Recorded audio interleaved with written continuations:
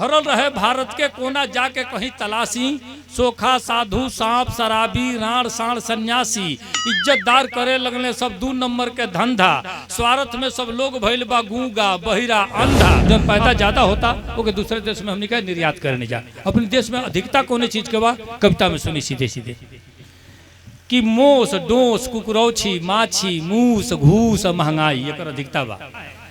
मोस डोस कुकरौछी माछी मूस घूस महंगाई, दुनिया की सब देश में होके भारत से सप्लाई।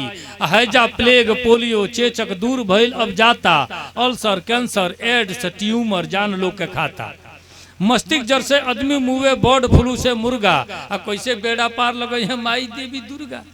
आ चोर उचक्का भिख मंगन के छाट छाट के भाई, दुनिया की सब देश में होके भारत से सप्लाई। इतना चोर इतना भिखमंगा भारत के इतना कहीं बाड़े कहीं नहीं कहे कोनो चोर उचक्का भिखमंगन के छाट छाट के भाई, आ दुनिया की सब देश में होके भारत से सप्लाई। सेतिहे गईल भइल भारत के संस्कार सब लोग, आजादी की बातों बा अंग्रेजी के परको। चमड़ा चट्टू चमचा चुगुला चाट चाय अचाई, चमड़ा चट्टू चमचा चुगुला चाट चाय अचाई, दुनिया की सब देश में होके भारत से सप्लाई। अब भरल रहे भारत के कोना जाके कहीं तलाशी, सोखा साधु सांप शराबी राण साण सन्यासी।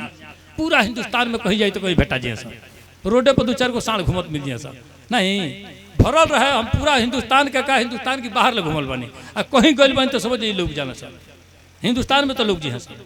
भरल रहे भारत के कोना जाके कहीं तलाशी, सोखा साधु सांप शराबी राण साण सन्यासी, इज्जतदार करे लगले सब 2 नंबर के धंधा, स्वार्थ में सब लोग भइल बा गूंगा बहिरा अंधा।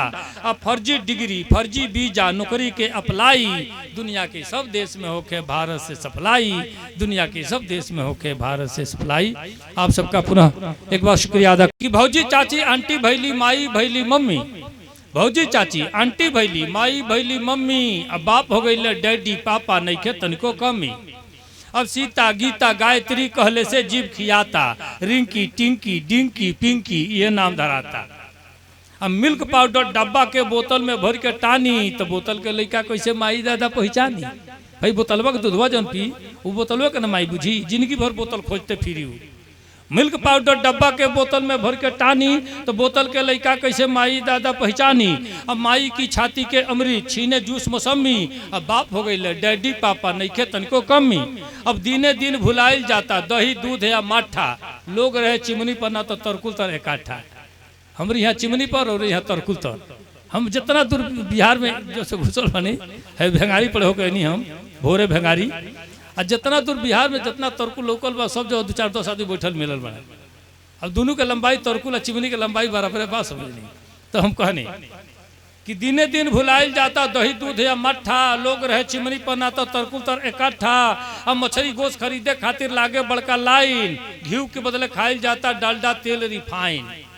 अब बाय बाय आ हेलो हाय में भूल गई जय रम्मी, बाप हो गई डैडी पापा नहीं खे तनिको कमी। अब टीवी सीडी देख देख के मती गई बौराई, अब बूढ़ो पोते काली मेहंदी बुढ़ियो है डाई। टीवी सीडी देख देख के मती गई बौराई, बूढ़ो पोते काली मेहंदी बुढ़ियो है डाई। आ दांत भले मुँहे में नहीं खे फेंक ताड़े गाज, अब ब्यूटी पार्लर में करवावे तीसरे दिन मसाज। दांत भले मुँहे में नहीं खे फेंका ताड़े गाज, अब ब्यूटी पार्लर में करवावे तीसरे दिन मसाज। अब शहर देहात बराबर भइल बाटे लोग उधमी, अब बाप हो गई डैडी पापा नहीं खे तनिको कमी, बाप हो गई डैडी पापा नहीं खे तनिको कमी।